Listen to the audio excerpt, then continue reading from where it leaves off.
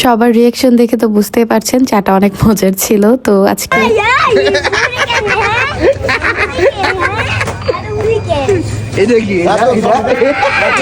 তো সবাই চলে আসার পর আমরা রাতের বেলা একটু নাস্তা খেয়ে আমরা চলে গেলাম চা খেতে। প্রতি বছরই চা খেতে সবাই একসাথে মিলে যাওয়া হয়।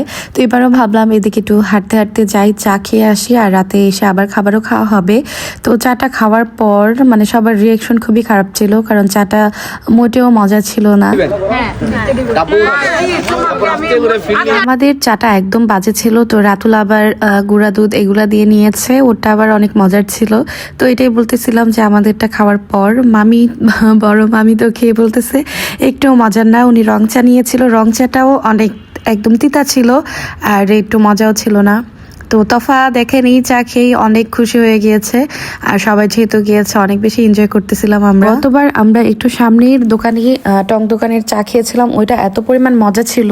তো সবাই চলে আসছে মজার চা খাওয়ার জন্য, বাট আজকে চাটা একটু মজার ছিল না, বাট তারপর অনেক বেশি মজা হয়েছে যেহেতু সবাই একসাথে ছিল। আমরা বাসার ভিতরে অনেক মানুষ ছিলাম, তো বাসার ভিতরে ওইরকম ঠান্ডা ছিল না, ভেবেছিলাম বাহিরেও ওইরকম ঠান্ডা পড়ে নাই। সবাইকে দিব, রাতুলে রান্না করছে।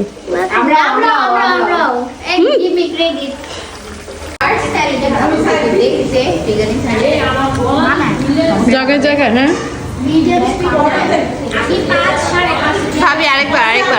তো চাটা তো ভালো ছিল না। এরপর বাসায় চলে আসলাম, বাসায় এসে আমরা পাস্তা রান্না করেছিলাম আর এটা মানে খুবই মজার ছিল।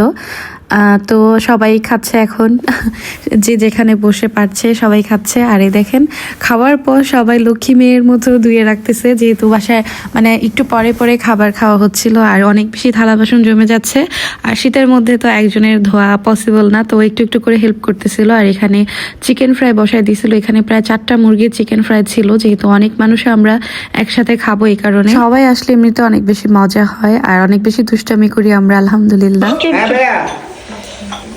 মারে আমারে প্লিজ, শিশু নির্যাতন কল করতে। শিশুটাকে এই যে আমি 18 বছরের নিচে সবাই শিশুরা। হ্যাঁ আম্মু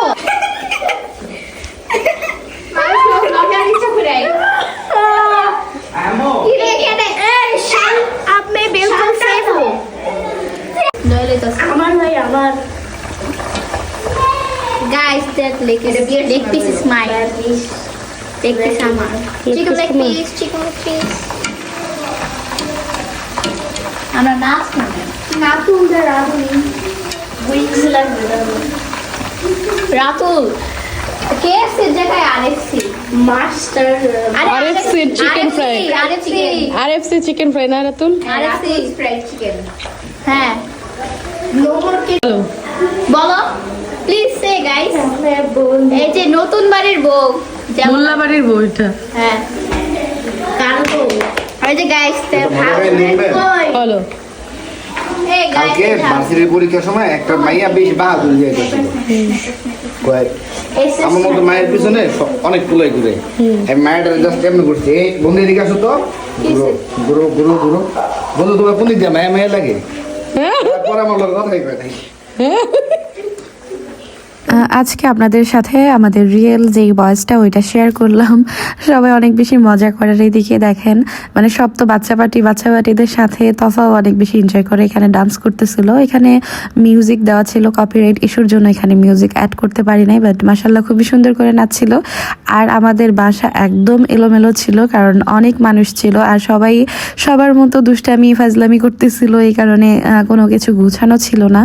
মানে বারবার গুছানোর পরও আবার নষ্ট হয়ে যাচ্ছিল, যেহেতু সবাই অনেক বেশি ছোট।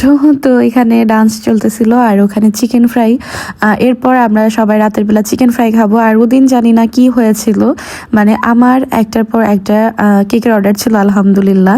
মানে মেহমান আসার পর যেদিন আসবে ওই দিনও কেকের অর্ডার ছিল, এর পরের দিনও কেকের অর্ডার ছিল, যেদিন চলে যাবে ওই দিনও কেকের অর্ডার ছিল।